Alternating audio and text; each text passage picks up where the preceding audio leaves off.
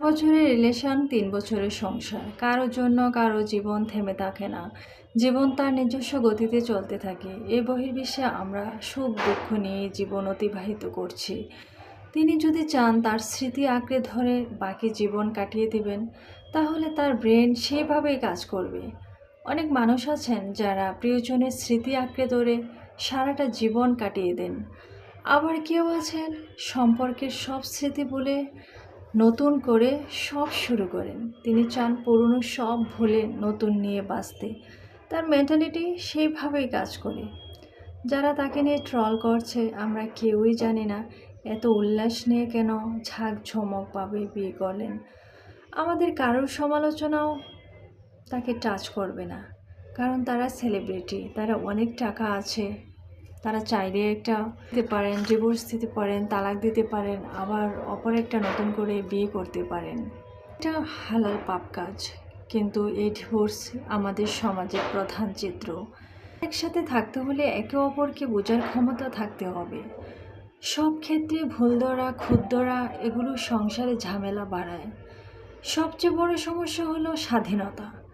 স্বামী চায় স্বাধীন লাইফ লিড করতে, ওয়াইফও সেম। আবার কেউ কারোর ফ্রিডমকে প্রাধান্য দেবে না।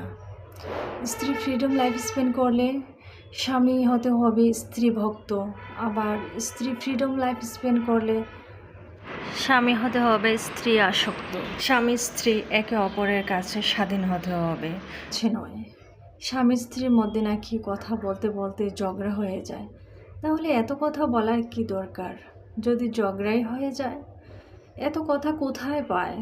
সারা বাংলার গল্প স্বামী তার স্ত্রীর কাছে বলে, আবার ওয়াইফও সেম। যত কথা আছে সব তার হাজব্যান্ডের কাছে বলে। মাঝখানে চলে আসে থার্ড পারসন।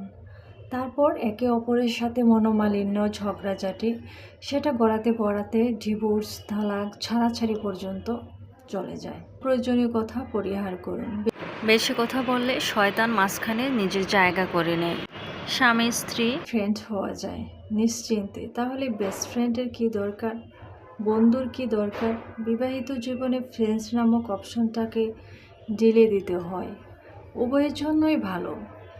বউয়ের চাইতে গার্লফ্রেন্ড অথবা হাজব্যান্ডের চাইতে বয়ফ্রেন্ড, বেস্ট ফ্রেন্ড এগুলো বেশি প্রাধান্য দিলে সাংসারিক ঝামেলা একটু বেশি হয়। ইম্পর্টেন্ট হলে সংসার কখনই হবে না। আবার রাইট আছে নতুন করে জীবন শুরু করার, তবে সংসার ভেঙে বারবার নতুন অধ্যায় শুরু করার চাইতে সংসারের পার্টনারের সাথে নতুন করে প্রেম হতে পারে, নতুন করে ম্যারিড হতে পারে, নতুন করে বাসর হতে পারে, প্রিয়জনকে নতুন করে দেখার আনন্দ হতে পারে, প্রিয়জনকে দেখার জন্য আকুল হতে পারে। কিন্তু প্রিয় মানুষকে ছেড়ে, পুরাতনকে নতুন পাওয়ার শুরুটা অন্ততপক্ষে বন্ধ হোক। একটা সংসার ভাঙলে আল্লাহর আরশ পর্যন্ত কাঁপে। আল্লাহ লানত দিতে থাকে। হারাম হালাল থেকে আমাদের সকলকে হেফাজত করুন। ইয়া রহমানুর রহিম।